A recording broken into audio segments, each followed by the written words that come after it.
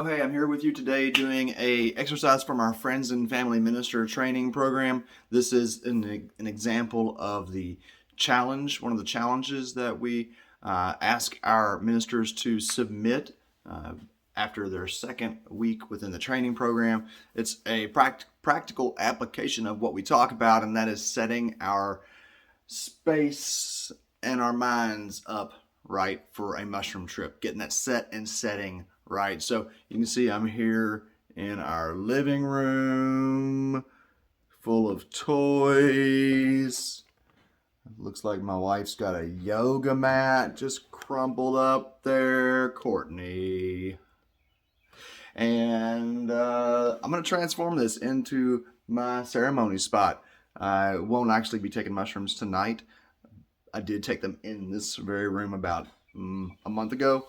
And so I'm going to set it up kind of similarly and then talk to you about why things are the way that they are. I'm also, can't see it very good, but the kitchen's a mess. Want to clean that up.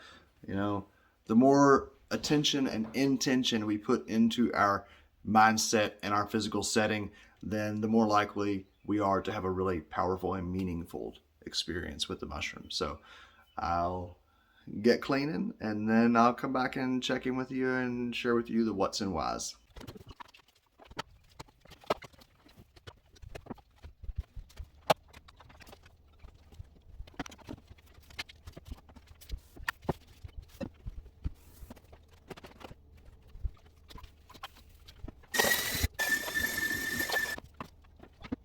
And yes, I'm going to clean the kitchen too.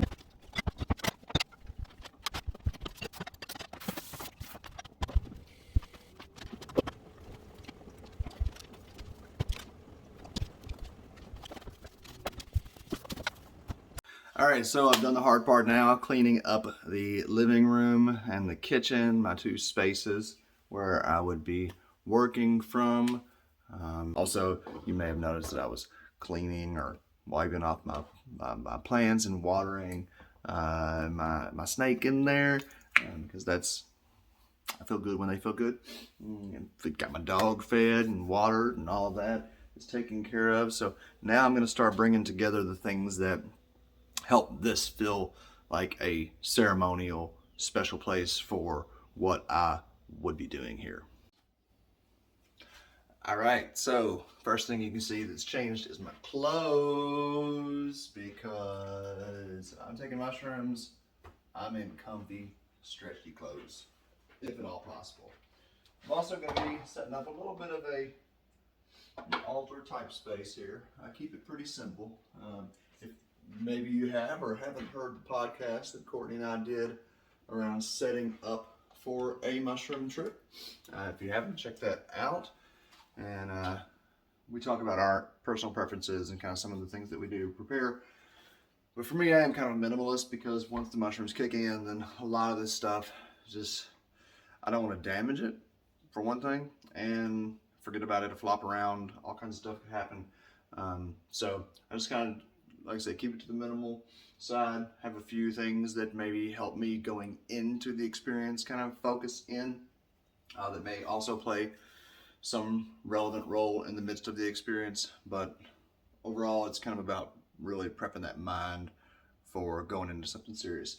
So with that, let me just kind of pull together a few things that are significant for me. And yeah, I'm actually going to go a little bit over what I would normally do here because I want to kind of talk about how different items or different elements can play a different role in terms of the significance or what it is that you're trying to explore, right? So you can very much go into your mushroom experience with an intention towards a direction. We talk about intention a lot.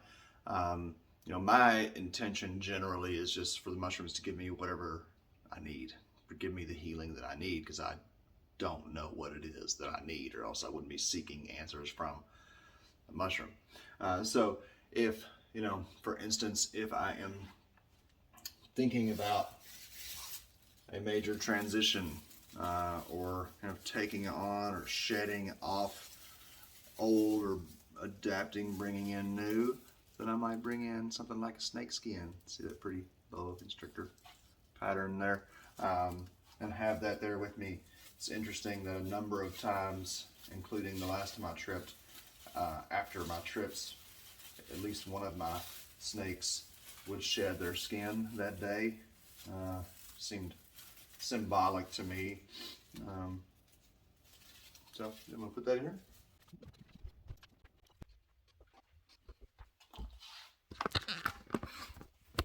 All right, so what is going on here? What do we have? All right, so again, I'm a minimalist. This is a little more elaborate than I would normally do, but kind of an insight into the what's and whys here. So if you're not familiar with setting up a ceremonial space or a sacred space, I'm gonna explain to you what I do. Oh my goodness, wow. So animals have been really important to me since childhood. I've always felt like I have the ability to talk with certain animals and have seemingly had those experiences confirmed in ways. So you can see, like I said, I have my snake skin here. The snakes are the first animal that ever, really started to speak to me, or the first totem that I ever felt like I was presented with. And then the platypus. This is a little platypus rendering that I made years and years ago, like 10 years ago. I've been carrying this thing around with me. And it signifies to me, the snakes signifying rebirth, regeneration, knowing when is the right time to act, kind of moving from instinct rather than intellect. Platypus, gosh, there's so many things about the platypus that I identify with and find comfort in. Big thing is they sense through electromagnetic impulse to their bill. So that's how they hunt. Is they pick up on electromagnetic freak impulses from worms and things in the water. So animals have always been very important to me. They are very much a guide to me and very much a communicator to me when I'm doing something right or wrong. After that, I also bring in and work with elements. And this is stuff that I really haven't talked about a lot because I've kept my personal practice pretty darn private. And still don't ascribe to being a shaman or anything like that. These are just technologies, interfaces that we can use to access various levels, frequencies of consciousness. So fire being a really important element here. The earth elements being represented by the crystal primarily. The crystal skull here, there's more of a story to that I'll get into. But that's that. And we also have wood here. The Chinese system has wood and earth separated. I kind of combine them. This wood is an earth-based thing. I didn't mention the turtle shell. The turtle shell is more than just a holder. The turtle is also a totem animal that I communicate with and feel, experience the intelligence of that animal. After that, move into ancestral stuff. That's kind of where I start to go next. I've got a ring here of my stepfather who passed away recently. He also built this little stool that I use as a altar here. Welby here is an individual that recently passed away who I worked with. He was a medical doctor, a surgeon, one of the first black surgeons in Kentucky. And we met about 2 years before he was diagnosed with terminal cancer. And I had the incredible privilege of working with him during his transition. And so there are so many other ancestors that I could connect to. But I generally just need like a 1 or 2 points of reference to kind of open me up there. I was looking for the picture of my grandpa and I realized it's at a different location right now. So I'll probably get that here pretty soon. Let's see. Oh, yeah, well, let's hold on to that. Um, After that, so Haile Selassie, I do also consider an ancestor, but also consider him one of my teachers. So I like to consciously take my teachers in with me. Haile Selassie, if you don't know anything about him, was just an incredible leader and brought and taught so much to this world. And my work is everything that I do has actually been inspired by what I have learned through studying His Imperial Majesty. And then I have some Hebrew translations of the Psalms. These are very powerful. It's a very powerful book that I dive into on occasion. It's true translations of the Psalms, which are probably one of the only books of the Judeo-Christian Bible that I continue to find real lasting value in after having read all of it extensively. This Awaken the Healing Energy Through the Tao and the Healing Light of the Tao. This is a books written by Mantak Chia. Mantak Chia is a living teacher of mine who, it's funny, years and years and years looking for someone to teach me about the mushrooms I was experiencing. The first and only place still that I have found actual descriptions of the experiences that I've had as they relate to my physiology or energetic system. Mantak Chia is the only person who I've ever encountered that could explain some of the phenomena that I was experiencing that was starting to worry me, but after reading his work, I found out how to work with it, and that it was actually it was a good thing, but it's got to be managed. So that's some higher level stuff. And then, yes, Jamaica. This is if I want to be reflective of kind of the holistic experience or work what I've been doing with mushrooms in my life. It's Jamaica plays a huge role in that, obviously, and Jamaica is also what Haile Selassie, I think, led me more to Jamaica than vice versa, but Bob Marley played a major role in introducing me to the teachings of Haile Selassie. Gotta have water, gotta have water, gotta have something to blow my nose in. That's gonna be a thing. What is this for? Oh, yes, that is my purge pail. So, mushrooms, you don't really vomit that much. Mushroom purging is not generally, there's not more than mucus that comes out. Just to get real graphic right here. And I know, I'm not going to go into a whole tangent here, but mucus holds memory, period. Just put it that way, okay? Emotional, traumatic content can be transmuted into mucus and expelled from the body. So that's going to happen when I take mushrooms. And so I don't need a big bucket because I'm not going to be puking per se. But if I'm purging, I want somewhere to get rid of that.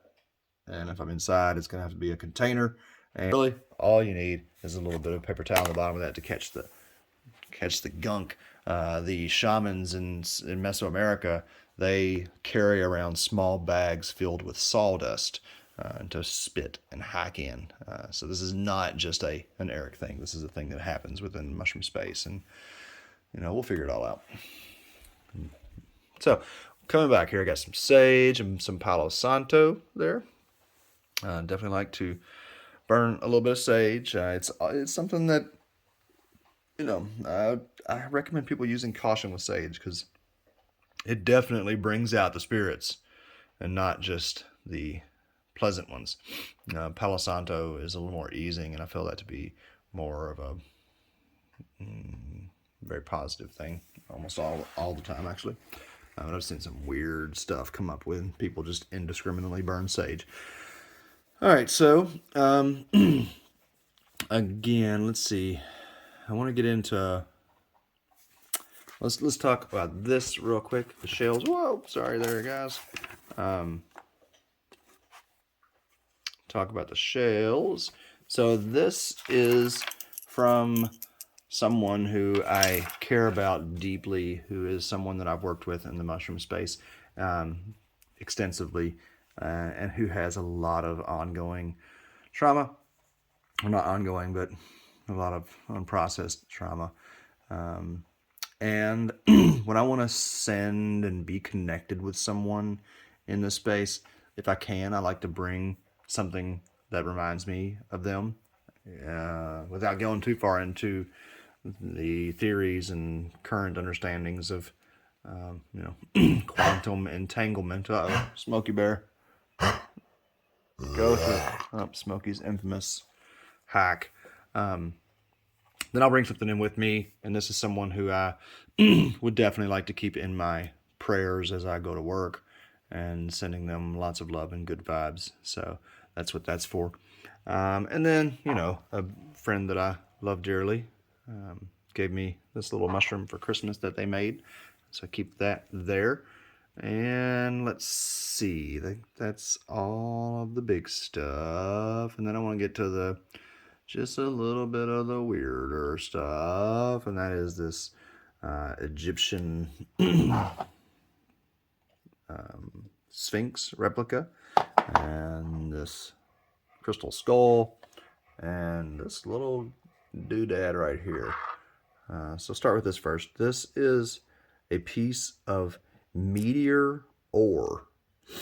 It's iron that came from a meteor, and I found this at the onset of a trip that I recently sat for. I was working with someone on their property, and I looked down right as the trip was coming on and saw that and picked it up, and I was like, well, that's heavy. What the heck is that? It's not just a rock. And you see how smooth it is. It really caught my attention. So I picked it up, saw it was heavy, stuck it in my pocket, and thought, I don't know, just felt like hanging on to it. And later came to find out through my son who studies minerals and whatnot that it is actually a meteor piece. So that's pretty cool, since, I'm going to be talking to aliens when I trip. This Sphinx replica was actually carved from a piece of the Great Pyramid. It was gifted to me by a parent of a student that I taught in middle school many, many years ago. And this has been with me for a while, but I haven't really took it into ceremony. This recently came to me, and I so let me try to connect them without going into too much detail. My last mushroom experience was powerfully taken back to ancient Egypt. Was shown this tradition of serpent keepers, those who cared for the sacred serpents in the Egyptian temples, and I had this whole big experience of myself within that. I had what felt like this deity talking to me. I'm not going to say the name of the deity just because I just want to keep it private, because it's like I'm still working through this. This is a very, very strange thing for me, even for me. So soon, like a day or 2 days after that trip, a friend of mine out in Colorado said that they were meditating, and that they had been told by this Egyptian deity, the same one that contacted me, or that I felt contacted me in my trip, helicopter, that he had been contacted separately without knowing that I had taken mushrooms or anything, and been told to give me this skull. And I found out it's like a really highly valuable skull. I'm not into the crystal stuff. It's not been my thing for a long time, or ever. And so he told me that this was coming to me. He sent it, and man, oh man, when I meditate with this thing, then it just launches me. So I'm definitely starting to get a different perspective on crystals, and this piece in particular is really a powerful talisman for me, and communication device perhaps even. So yeah, you get weirder the more mushrooms you take. Speaking of mushrooms, there's the mushrooms. We can't forget those, right? So this is not what I would be taking. This is probably only about 1.5 grams dried. These are ovoids that I just harvested out of my outdoor. I did take a bite. You can you can see that I did take a bite of that mushroom. That I harvested from a little patch that I've been nurturing outdoors for a while. I just got them in my natural little seashell.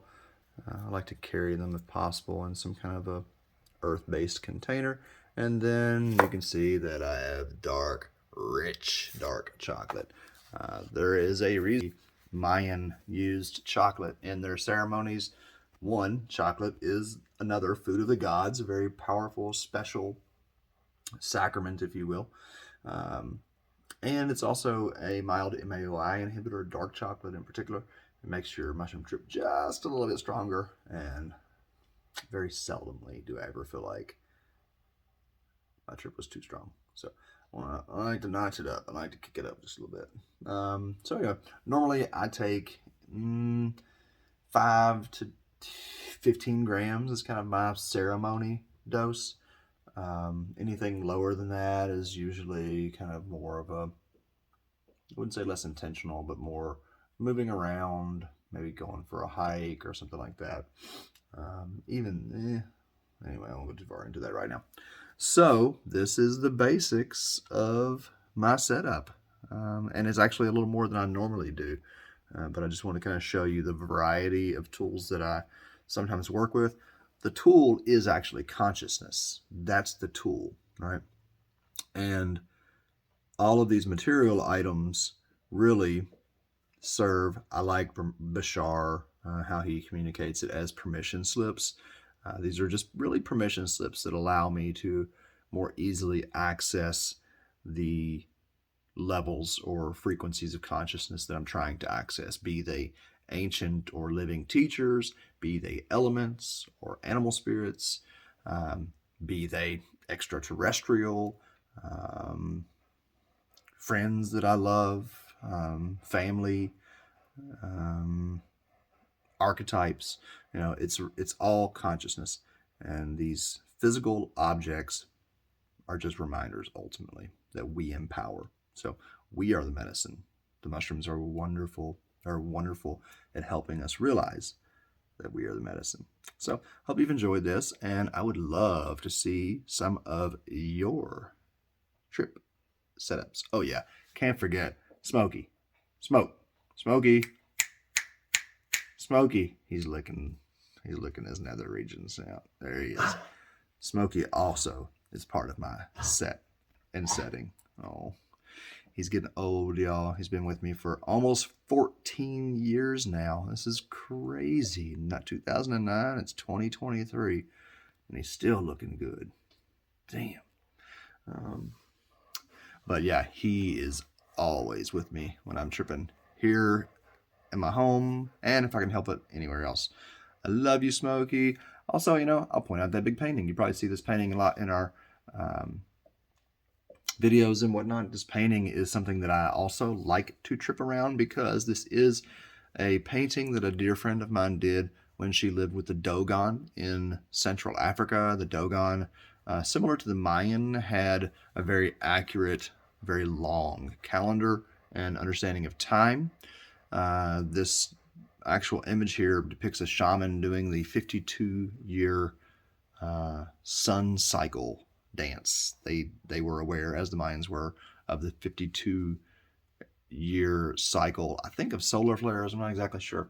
But they also maintain that their astronomical knowledge that they had before whites came in, before the Europeans came in, they claim that information came to them from the Nomo, which were supposedly an extraterrestrial amphibian / reptilian species that came and landed in Africa tens of thousands of years ago and taught them this information that we actually only in the 90s could authenticate some of it. So I like having that there with me. That painting came to me at a time in my life when it was really very challenging, but it was also a period when I was stepping into this work in particular. So Not a shaman, but I do appreciate and identify with a lot of the techniques. I'll say that. So I think that's it. Wish me a good trip. Oh, heck. I'll go ahead and take another little bite. Thank you. Thank you. Thank you. Thank you. Thank you. Thank you. Thank you. I find it very helpful to thank the mushrooms.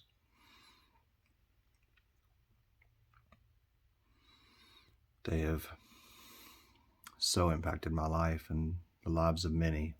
But, wow, my life has been so altered by working with these beautiful, beautiful beings. The ovoids in particular have such a special place in my heart. They literally have spoken to me on multiple occasions and told me where they were. So it is truly a sacred practice. It is truly a sacrament.